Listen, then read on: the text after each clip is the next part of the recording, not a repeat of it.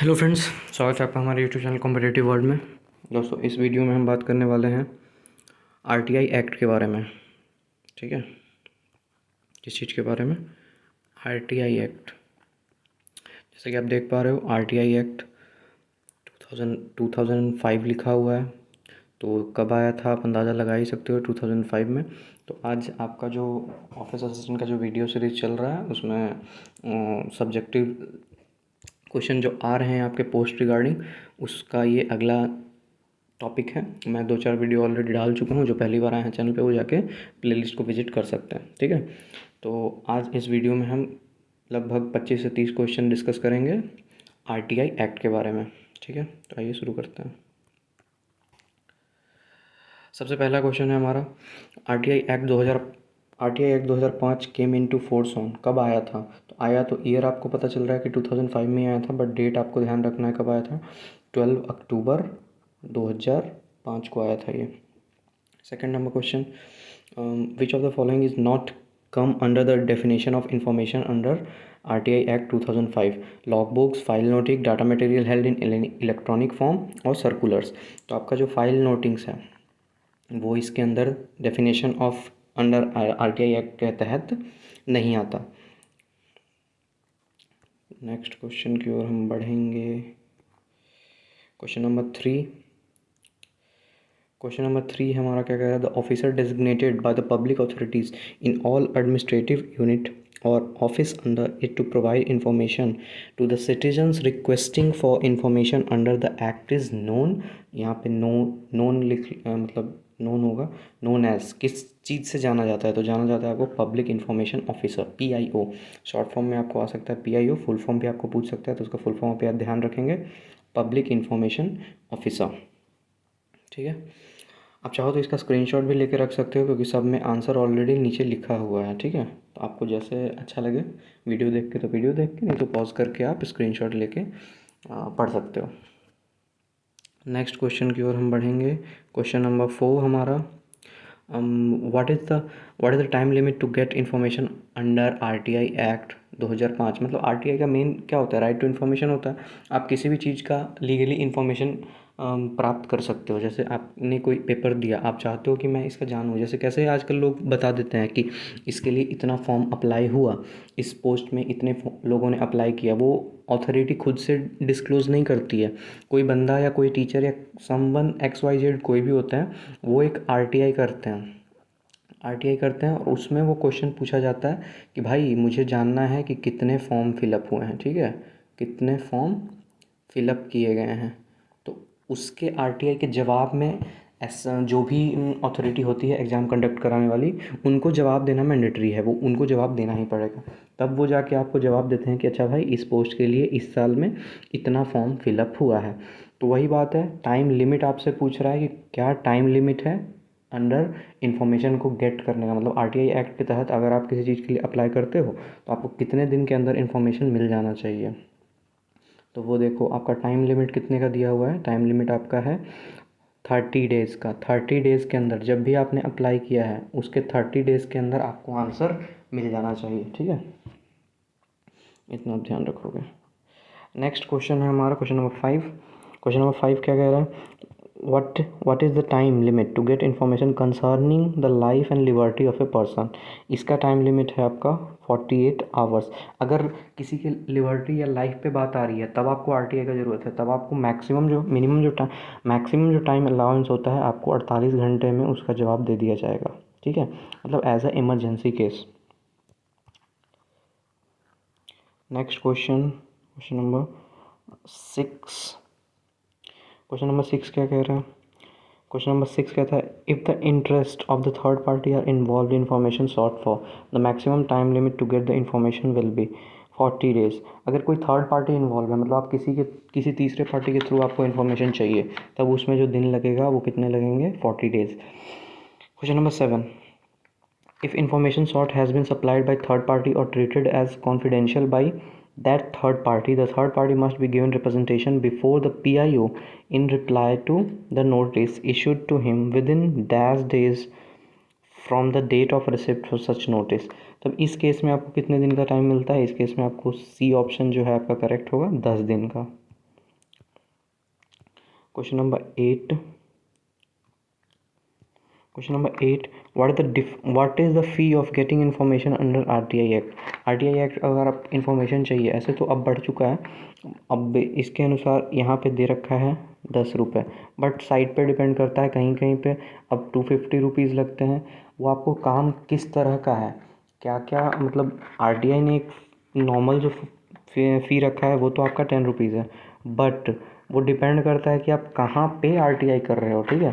अगर मान लो कि आपने एसएससी का कोई पेपर दिया या किसी भी साइट का पेपर दिया, तो अब जाओगे आप उसके साइट पे जाओगे, आरटीआई का ऑप्शन मिलेगा आपको, आरटीआई करने जाओगे, वहाँ पे उसका एक फ़ी खुलेगा, और वो फ़ी आता है आपको, उसमें फिर जीएसटी भी ऐड होगा, एसजीएसटी भी ऐड होगा, सारे तरह का फ़ी जुड़ के कटते हैं। तो ओवरऑल मिनिमम जो चार्जेस लगते हैं वो साइट के हिसाब से सब लोग अपना अपना चार्ज रखते हैं, क्योंकि उसमें परेशानी होती है। और प्लस पॉइंट, अगर कोई यूँ ही आरटीआई ना कर दे, इसलिए थोड़ा प्राइस को बढ़ा के वो लोग रखते हैं कि लोग मज़े लेने के लिए ना करते हैं, ठीक है। नेक्स्ट क्वेश्चन की ओर हम 9 number, question number 9, question number 9 क्या कह रहा है, इसको मिटाना।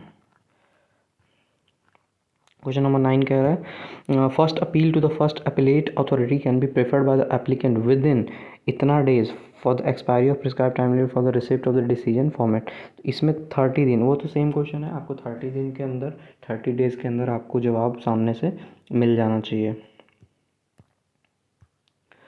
Next question, question number 10, question number 10 में क्या है, 10 आपका कह रहा है first first appeal shall be disposed by the first appellate authority within dash day from the date of its receipt. तो ये भी 30 डेज, एक ही क्वेश्चन को आपको 3-4 तरीके से घुमा के पूछा है, बट तीनों चारों लैंग्वेज आपको पकड़ के रखना है, कहीं से भी आए तो गलती नहीं करना। फिर MCQ on RTI act 2005, period of period of disposing first appeal can be expand by dash days. तो इसमें आप एक्सपैंड कर सकते हो, आप उसके लिए आपको मे भी कुछ एक्स्ट्रा पे करना हो, या फ्री रहता है बहुत साइट के लिए, तो आप एक्सपैंड कर सकते हो उसको 15 डेज़ के लिए। The long title of the RTI act seek to promote the following qualities in the working of every public authority.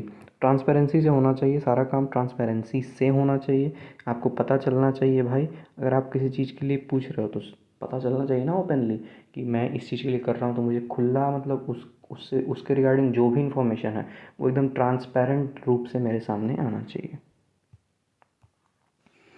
तो यहाँ से आता है आपका क्वेश्चन नंबर 13 से शुरू करेंगे हम। क्वेश्चन नंबर 13 क्या कह रहा है, यहाँ से थोड़ा सा शायद लॉन्ग क्वेश्चन हैं, ब्लू कर लेंगे। Second, appeal to the Central Information Commission to the State Information Commission can be preferred by the applicant within dash days from the date of which the decision was given or should have been made the first appellate authority। तो इसका आपका जो answer हो जाएगा वो कितना हो जाएगा, 90 डेज। नेक्स्ट क्वेश्चन की ओर बढ़ेंगे। नेक्स्ट क्वेश्चन हमारा 14 नंबर question, appointment committee of central chief information commissioner CIC includes, क्या इंक्लूड करते हैं इसमें, prime minister, leader of opposition in Lok Sabha, one union cabinet minister to be nominated by the prime minister, या all the above. तो ये सारे ही करते हैं, ऑल द अबव हो जाएगा इसका आंसर।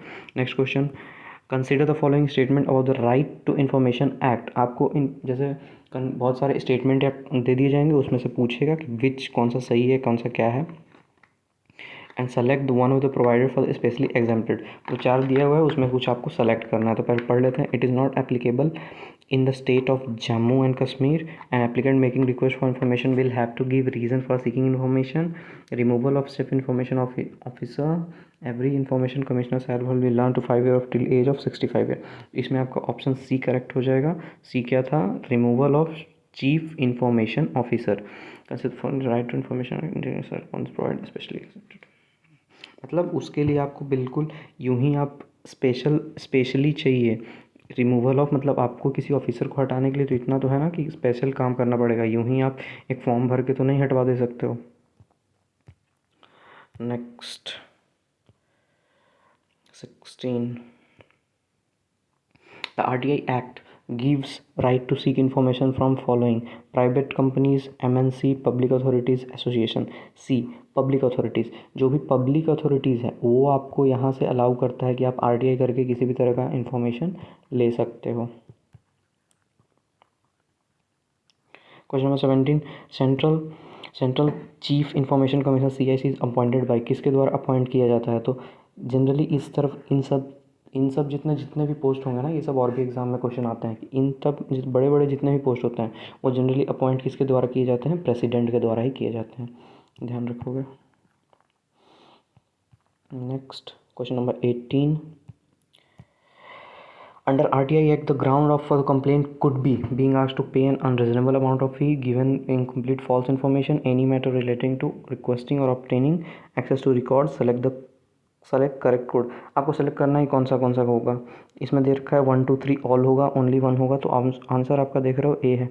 सारे ही होंगे। आपको बीइंग आस्क्ड टू पे एन अनरीजनेबल ग्राउंड कंप्लेंट, आप कंप्लेंट कब कर सकते हो? जब आपके पास एक unreasonable amount of fee demand कर दिया जाएगा या फिर इनकम्प्लीट फॉल इन्फॉर्मेशन आपको दिया जाएगा, एनी मैटर रिलेटेड रिक्वेस्ट मतलब रिकॉर्ड सेलेक्ट, तो इस टाइप में आप कंप्लेंट कर सकते हो। क्वेश्चन नंबर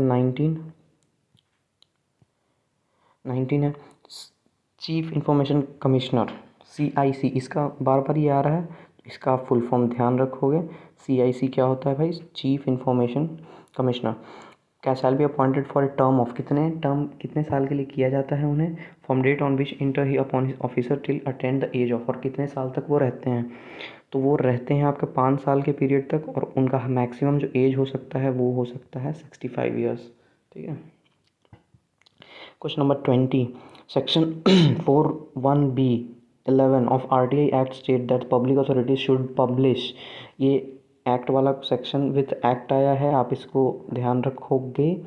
ये क्या पब्लिश करता है? The budget allocated with each agency, proposed expenditure, reports on disbursement made, या ऑल द अबव। तो ये सारे ही करते हैं, ऑल द अबव। चलो next question number 21, MCQ on RTI 321, RTI act 2005 comes course after इतना इनएक्टमेंट उसका जब हुआ था उसके कितने दिन बाद वो मतलब शुरू हो गया था काम करना, तो वो आपका डे ध्यान रखना है 120 डे। ठीक है। Next question, RTI act 2005 enacted on, ये तो क्वेश्चन आप देख ही चुके हो। ये क्वेश्चन तो पहला ही क्वेश्चन था ना हमारा, ध्यान रखोगे 2 अक्टूबर 2000, सॉरी हाँ यहाँ पे ये गलत है, पहला ऑप्शन 2 अक्टूबर था इनेक्टेड ऑन। नहीं 2 मिनट रुक जाओ। नहीं क्वेश्चन बिल्कुल सही है आपका।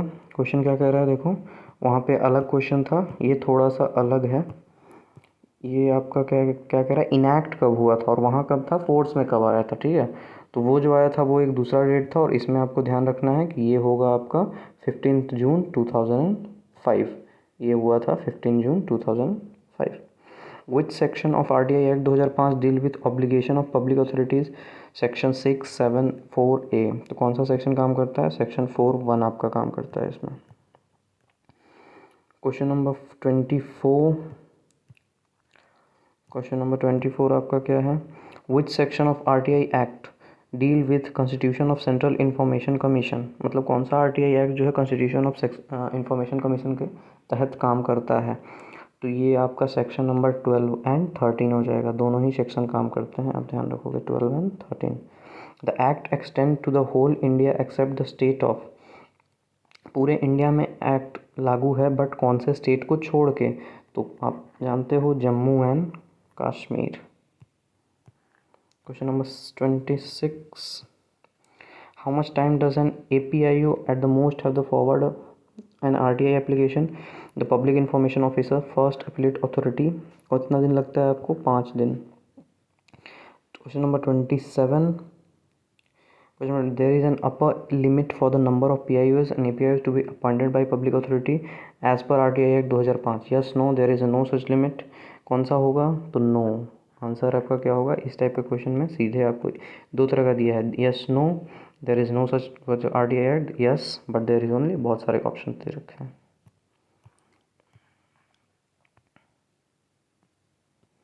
चलो क्वेश्चन नंबर 28, शायद आखिरी क्वेश्चन चल रहा है हमारा।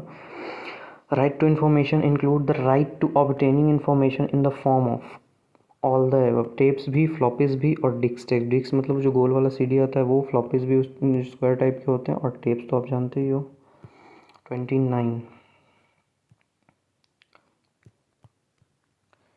29 क्वेश्चन क्या कह रहा है? The preamble argues that revelation of information in actual practice is likely to conflict with किसके साथ कन्फ्लिक्ट करता है? अदर प्राइवेट इंटरेस्ट या other financial interest, other public interest या नन ऑफ दिस। तो अदर पब्लिक इंटरेस्ट के साथ ये कॉन्फ्लिक्ट करता है। क्वेश्चन नंबर 30,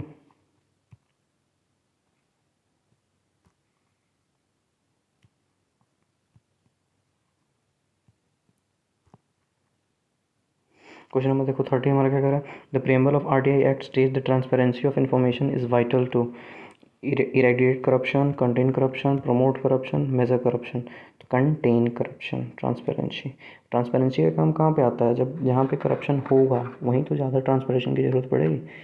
तो ये थे हमारे 30 क्वेश्चंस आपको RTI से रिलेटेड।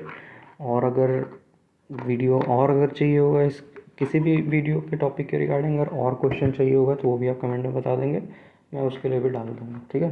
अभी क्योंकि आपके पास टाइम भी कम है तो आप इतना बेसिक क्वेश्चन सारे कर लेते हो, तो इससे ज़्यादा हार्ड क्वेश्चन तो पूछेगा नहीं, क्योंकि ये किसी लॉ का पेपर तो है नहीं कि आप वकील बनने जा रहे हो या LLB करने जा रहे हो, तो इतना ज़्यादा डीप नहीं पूछेगा। बट नॉर्मल जो बेसिक क्वेश्चंस आते हैं वही आएंगे आपके पेपर में, और वो इतने सारे से हो जाएंगे। कुछ टॉपिक्स और एक आध बच रहे हैं, उनके वीडियोस में मैं डाल दूँगा, ठीक है। और सबसे बड़ी पहली बात कि अगर आप चैनल पे नए हैं तो आप चैनल को ज़रूर सब्सक्राइब कर लेंगे, और बेल आइकन को बता देंगे अगर नई वीडियो मिल रही है तो, ठीक है। और शेयर करें ज़्यादा से ज़्यादा, share as much as you can. Okay, thank you.